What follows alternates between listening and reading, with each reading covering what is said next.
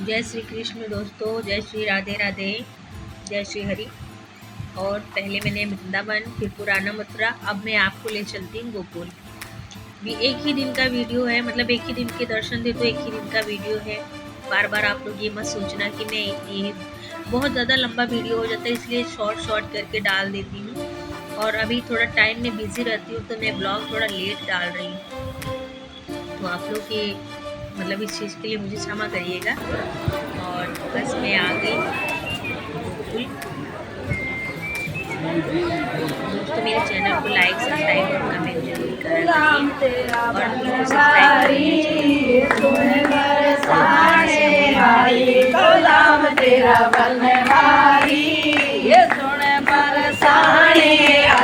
को सब्सक्राइब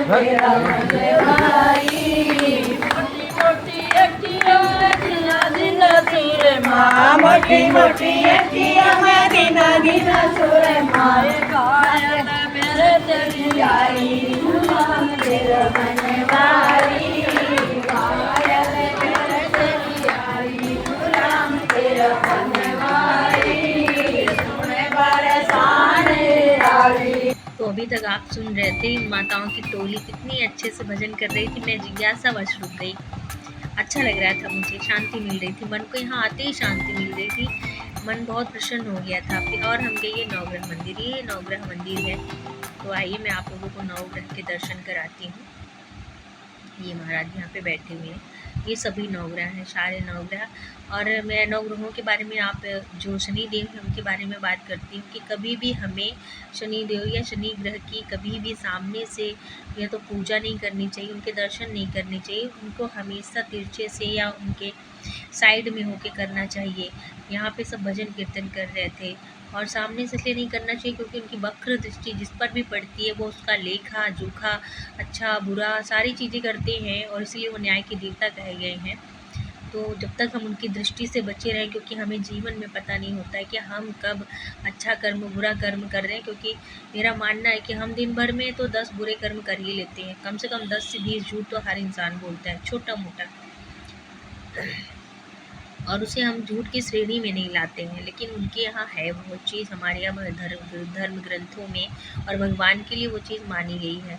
तो अभी भगवान के भोजन का समय हो रहा था और महाराज जी सबको भोजन दे रहे थे, कृष्ण भगवान को, बलराम भगवान को, हनुमान जी महाराज को, और ये जो यहाँ पे महाराज जी थे उनको।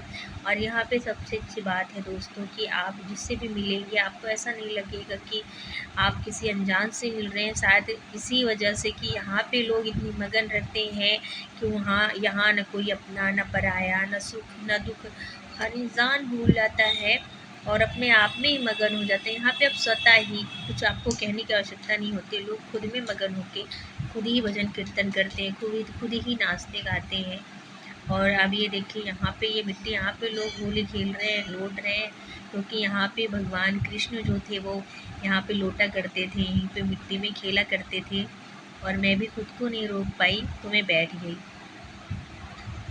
गई मैं, और मैंने इस बच्ची के साथ थोड़ी मस्ती भी की। वो वीडियो आपको नहीं दिख पा रहा है क्योंकि बहुत रेत उड़ रही थी तो इस वजह से बंद करना पड़ा था।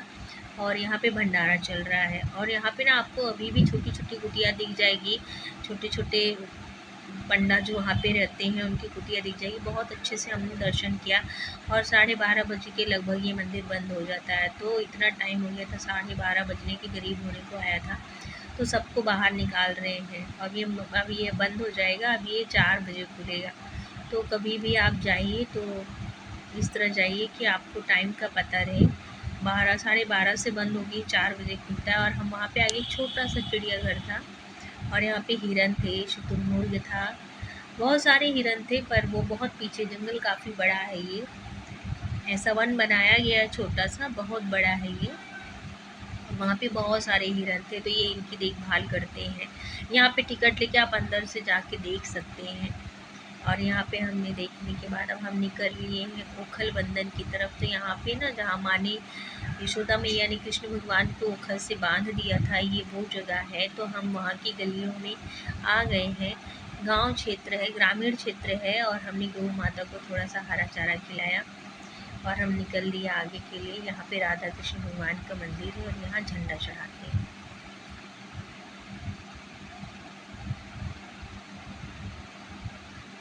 वहाँ पे दर्शन करने के बाद मैं निकल आई हूँ। और अब मैं इतनी बड़ी मंदिर, मतलब हर जगह आपको छोटी छोटी बहुत सी सीढ़ियाँ मिल जाएंगी, छोटी बड़ी सीढ़ियाँ बहुत सारी मिल जाएंगी।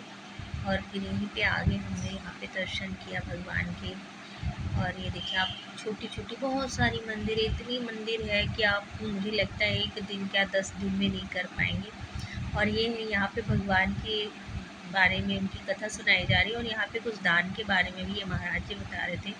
और महाराज जी ने बताया कि यहाँ पे ये जो ये आपको खम्भे दिख रहे हैं, ये 84 खम्भों से बना हुआ है। तो ये जितने भी खम्भे हैं, इनकी डिज़ाइन सेम नहीं है, इनकी आकृति सेम नहीं है, इनका पिलर सेम नहीं है, ये अलग अलग हैं। और जब भी आप इनको गिनेंगे तो ये आपको कभी भी 84 खम्भे नहीं आएंगे। और यहाँ पे ये मान्यता है कि आप इन 84 खम्भों का अगर आपने परिक्रमा कर ली तो फिर आपका 84 कोस हो गया। और ये देखिए यहाँ पे भगवान की यहीं पे छुट्टी बनाई गई थी, यहाँ पे भगवान श्री कृष्ण की छुट्टी बनाई गई थी। और यहाँ पे भजन कीर्तन हो रहा था। और ये हम आ गए, मंदिर का परिसर वही है, हम उसी मंदिर में हैं, अभी हम बाहर नहीं आए हैं। और हम यहाँ से ये देखिए नंदी भगवान के दर्शन किए। यहाँ पे छोटा सा महादेव जी का मंदिर था, उनके भी दर्शन किए। मंदिर के आसपास बहुत सारी मंदिरें हैं, तो यहाँ पे दर्शन किया हमने। और जहाँ पे 84 खम्भे थे वहीं पे माँ यशोदा की मूर्ति भी थी, और वहीं पे माँ यशोदा मोखल जला रही थी। वो दृश्य शायद मैं आपको नहीं दिखा पाई। और ये यमुना नदी है, और यहाँ पे ये सुंदर सा पुल बना हुआ है। मुझे लगा मुझे भी जाना चाहिए, कुछ बच्चे वहाँ पे थे तो बस। और सबसे मुझे दुविधा की बात, मुझे अफसोस इस चीज़ का हो रहा था कि माँ यमुना इतनी पवित्र होती हुई भी उनमें अभी बहुत सारी पॉलीथीन वगैरह पास पास में दिख रही थी, गंदगी दिख रही थी। इतनी पवित्र नदी का ऐसा हाल है। गोकुल में, मथुरा में और आगरा में तो आपने देखा था कि बहुत ही बुरा हाल था। आगरा में बहुत ही बुरा हाल था माँ यमुना का, और हर तरफ गंदगी ही गंदगी दिख रही थी। और ये माँ श्री ब्रह्मांड बिहारी मंदिर, ये है गोलोक, ये गोलोक धाम है ब्रह्मांड। तो यहीं पे भगवान ने मिट्टी खाई थी, कृष्ण भगवान ने, और अपनी माँ को मुंह खोल के जब यशोदा मैया को दिखाया था, यहीं पे ब्रह्मांड के दर्शन हुए थे। यहाँ पे प्रसाद के रूप में आपको मिट्टी चढ़ानी पड़ती है, और वही मिट्टी आप थोड़ा सा भगवान का जूठन करके लेके आते हैं। वही मिट्टी आप बांटो या अपने परिजनों को खिलाइए, वो मिट्टी खानी चाहिए, हमें लानी चाहिए। और यहाँ पे हमने मिट्टी का ही प्रसाद चढ़ाया है। दर्शन बहुत अच्छे से हो गए थे, दर्शन की कोई भी दुविधा नहीं थी, दर्शन अच्छे से हो। और रास्ते में आपको बहुत सारी छोटी छोटी राधा रानी दिखने को मिल जाएंगी हर जगह पे। और ये छोटा छोटा मंदिर बहुत सारा। वहाँ पे दर्शन के बाद अब हम निकल लिए। यहाँ पे हमने कृष्ण बलराम और एक सुभद्रा जी के दर्शन किया। और मैं यही सोच रही थी कि ये गांव कितना सुंदर रहा होगा। ग्रामीण क्षेत्र है मगर यहाँ पे बहुत ही गंदगी है, सफाई भाई कितना करेंगे ग्रामीण क्षेत्र में लोग। तो बहुत आपको यहाँ पे भी बहुत गंदगी देखने को मिल जाएगी, फिर भी लोगों ने जितना साफ सफाई थी वो करी हुई है। अगर ये वैसा ही है तो बहुत ही सुंदर रहा होगा उस समय। ये अभी भी बहुत सुंदर है, लेकिन यहाँ पे थोड़ी सी मरम्मत और साफ़ सफाई की ध्यान देने की आवश्यकता है सरकार को, क्योंकि बड़े बड़े मंदिरों को तो सभी देखते हैं, यहाँ पे कोई ध्यान नहीं देता है। और सभी यहाँ पे बस ये ग्रामीण लोग, यहीं के लोग चला रहे हैं इस चीज़ को। और पीछे आपने देखा कितना सुंदर मिट्टी का घर बना हुआ था। और हम लोग दर्शन करने के बाद निकल जा रहे थे बस। अब हम आगे आपको वीडियो में कराएंगे दर्शन बालाजी के। राजस्थान के लिए निकलेंगे हम लोग, और पूरी तैयारी हो गई है, हम निकल आए।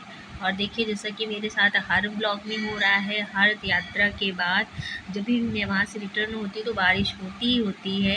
अब इसका लॉजिक कुछ ऐसा है कि जब मैं घर से निकल रही थी तो मैंने बोला कि भगवान मैं जहाँ जहाँ जाऊँ, जहाँ मैं चलूँ वहाँ बारिश हो। अब मुझे समझ नहीं आता है कि चलने का मतलब था कि मेरा तो मतलब था मैं पहुँचूँ तो बारिश हो। अब मैं वहाँ से निकलती हूँ तो बारिश होती है। जितनी बार मैं गई, जहाँ से मैं निकलने लगी उतनी बारिश, और इतनी अच्छी बारिश होती है ना कि आप देख सकते हो। स्टेशन पहुँचते पहुँचते ऐसा हाल था कि हम लोग बाहर निकल ही नहीं पाए। तो दोस्तों आप लोग मेरे चैनल को लाइक, सब्सक्राइब और कमेंट कीजिए और मुझे कॉपीराइट के क्लेम से बचाइए और जल्दी से 1K सब्सक्राइबर हो जाइए। मेरे चैनल को मोनेटाइज करने में मेरी मदद कीजिए। जय श्री कृष्ण, राधे राधे दोस्तों।